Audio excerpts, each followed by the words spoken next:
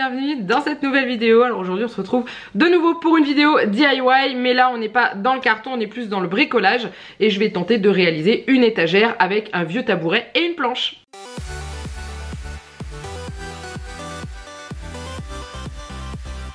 Donc oui, depuis un petit moment j'ai un tabouret qui est cassé et qu'on devait amener à la déchetterie. Et un jour en le regardant je me suis dit mais je vais peut-être réussir à faire quelque chose, peut-être en le démontant et tout.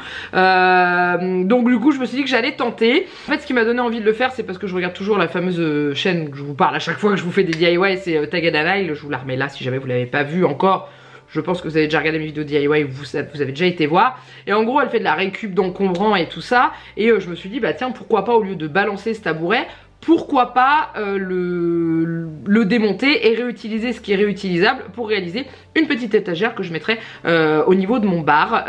Voilà, je me suis dit que ça pourrait être sympa. Et il me restait aussi une vieille planche de meuble, une planche d'étagère qui ne me sert plus mais que je n'avais pas jetée parce que je me suis dit ça pourra servir, et bah ça a servi.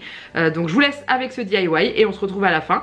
Voilà. C'est pas très compliqué à faire, il faut avoir un minimum de matériel comme une perceuse, de quoi boucher les trous, de quoi poncer et une scie. Mais voilà, après c'est du matériel de base qu'en général on a relativement tout chez nous. La perceuse c'est quand même recommandé parce que bah, c'est assez costaud. Après vous n'allez pas tous avoir le même matériel que moi pour le faire.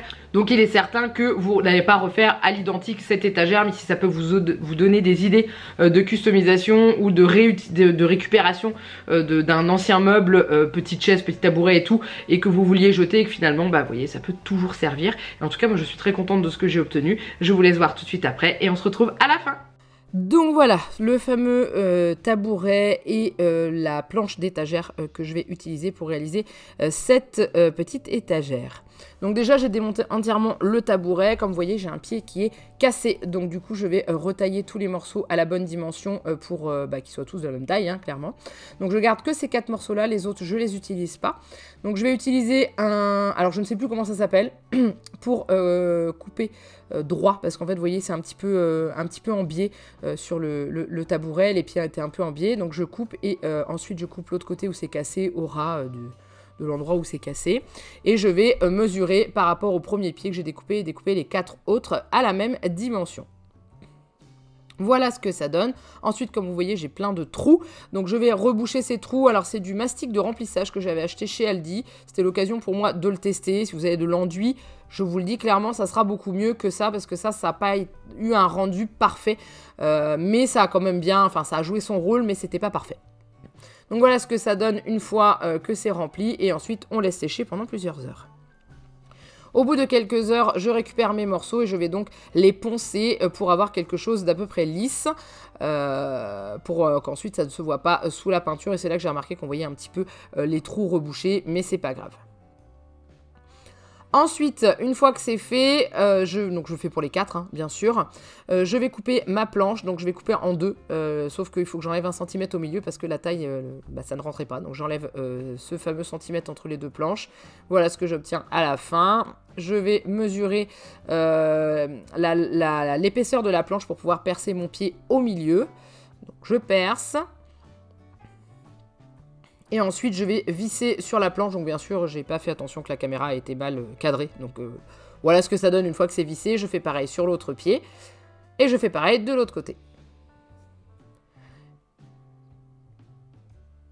Voilà, il y a tout qui tremble hein, parce que j'avais posé le pied sur le bar et tout. Donc là, pour l'instant, c'est pas très stable. Je vais ensuite venir fixer la deuxième étagère sur les 4 pieds hein, pour avoir quelque chose de stable. Donc, je fais un premier trou sans forcément mesurer. Voilà, je perce et ensuite je reporte la mesure sur les 3 autres pieds pour avoir une étagère droite. Je perce et ensuite je visse. Voilà ce que j'obtiens. Là, elle est complètement montée. Je vais donc passer à la peinture. Donc j'ai choisi d'utiliser du blanc. C'est de la peinture qui me restait. C'est ce qui me convenait pour ma cuisine. Et du coup, c'est parti. Je vais y mettre 2 couches partout sur l'étagère. Et après, j'ai terminé. Donc du coup, voilà ce que ça donne une fois que l'étagère est peinte et sèche. Donc vous voyez, il y a des petits endroits, il y a des petits défauts. Mais j'aime beaucoup le rendu. Ça m'a permis d'y exposer les fameuses pâtes à tartiner que je vous avais montrées dans un vlog. Ainsi que mes tubes de muesli. J'ai également rangé mes sets de table en dessous. Et je trouve que c'est super pratique parce que ça me fait un petit rangement en hauteur qui me permet d'exposer et en même temps de ranger des choses en dessous. Et voilà, ça me libère le bout de mon bar. Donc je suis très contente.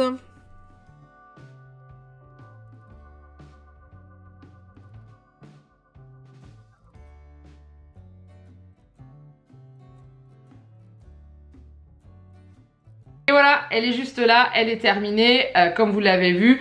Je suis plutôt contente du résultat, dans le sens où pour une première, comme ça, parce que c'est la première fois que je faisais un truc pareil, je trouve qu'elle est quand même plutôt bien réussie. Et je ne vous cache pas qu'elle me sert et qu'elle complète bien le bout de mon bar là, avec ma yaourtière et le meuble, où dedans j'ai tous mes pots de yaourtière qui sont rangés. Et cette petite étagère au bout, ça rentre tout pile. L'avantage de faire les choses soi-même, c'est que c'est pile à la taille que l'on veut. Et du coup, ça m'a permis de libérer le bout de mon bar de l'autre côté, qui était pris par, il y avait les sets de table, le pain et tout. Là, il y avait d'autres choses qui étaient posées. Bref, ça m'énervait, j'avais envie d'avoir un truc où je pouvais ranger. Et du coup, c'est fait. Donc j'espère que ça vous a plu.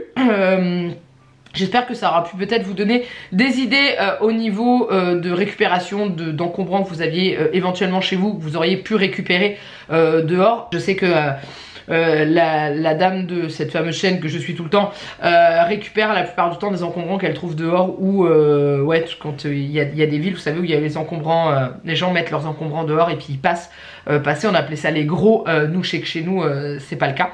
Nous c'est tout en déchetterie, on n'a pas de passage comme ça, mais il y a des endroits c'est comme ça, et du coup peut-être récupérer des choses et pouvoir les customiser, les transformer, et sans que ça vous coûte peu d'argent. Moi je sais que ce que j'ai utilisé qui était neuf, c'est l'espèce de mastic, mais autrement le reste c'était que de la récup. La peinture je l'avais, les pinceaux je les avais, la perceuse et tout, enfin tout ça j'avais chez moi.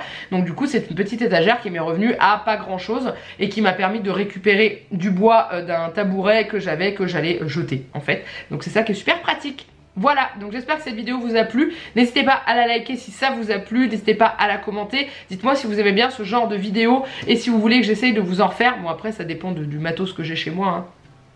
Je vais pas aller péter un meuble pour pouvoir faire un truc, mais voilà, dites-moi si ça vous plaît. J'essaierai de voir si je peux trouver des idées. Et puis moi je vous laisse là, je vous fais plein de gros bisous et je vous dis à très bientôt pour une prochaine vidéo. Bye bye.